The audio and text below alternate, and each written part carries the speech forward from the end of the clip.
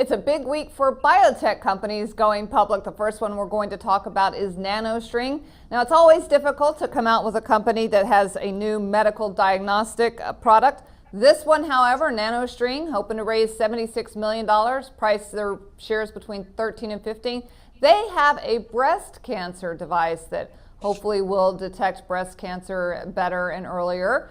So, Francis, that's definitely something that we would like to have in the market. Is this a company that is worth taking a risk with?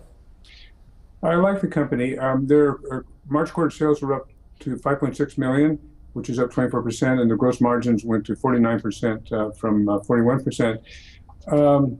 They have 140 systems installed, and what those systems are installed in researchers' cancer research labs, and then they also sell consumables. But what they do is they get feedback from those scientists to help build molecular diagnostic products, and the first one is to help with the breast cancer to determine what the rate or the probability of recurrence of breast cancer. And so that one they released in September in Europe, and they're starting to get some sales on that. And they're working with the FDA, and I think they'll probably get clearance in the U.S. To sell that piece of equipment. So what I want to say also is it's really hard in the medical device business to introduce a new product because there's a lot of resistance to it. But I think this one has enough credibility behind it where this product will start to sell. I also like the fact that they apparently have a pipeline of input from the top line oncology researchers to give them ideas for other molecular diagnostic products. So this one I would speculate on a little bit. I think it's got a lead, and if they execute according to the business plan, it could do well over time. I think if the market continues to crater, which it did last week, then this will have a little bit of a soft spot. But if that happens, this would be perhaps a good stock to look at down the road. Then the next one we have is Asparian Therapeutics. This company has a drug that deals with the side effects of cholesterol-lowering drugs. They're hoping to raise $63 million, price their shares between 13 and 15. Now, the executive chairman, is the co-creator of Lipitor, so that's kind of a pretty good pedigree. Well, it's a good pedigree, but it's not current. I mean, maybe he's kept it current. That was many, many years ago. They're coming at about 2.6 times book value, which is in the range for these recent biotech and biopharmas.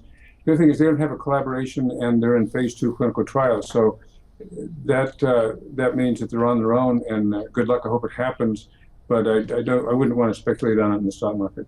All right, so we won't take any chances with that one. Then there's Prosensa.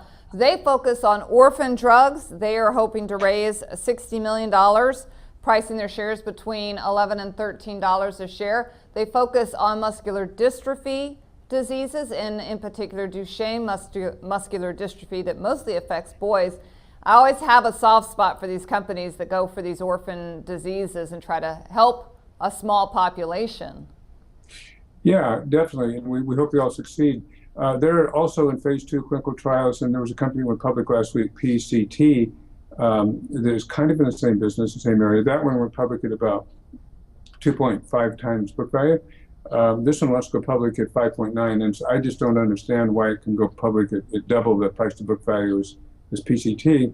So well, they hopefully they'll do well. They're still in stage 2 clinical trials, and based on their IPO pricing relative to PCT, I would avoid that one. So there you have it. It's a big week for biotech IPOs, but you may want to avoid Esperion and Prosensa. Both of those IPOs could be a little risky. However, NanoString Technologies might be worth taking a chance on.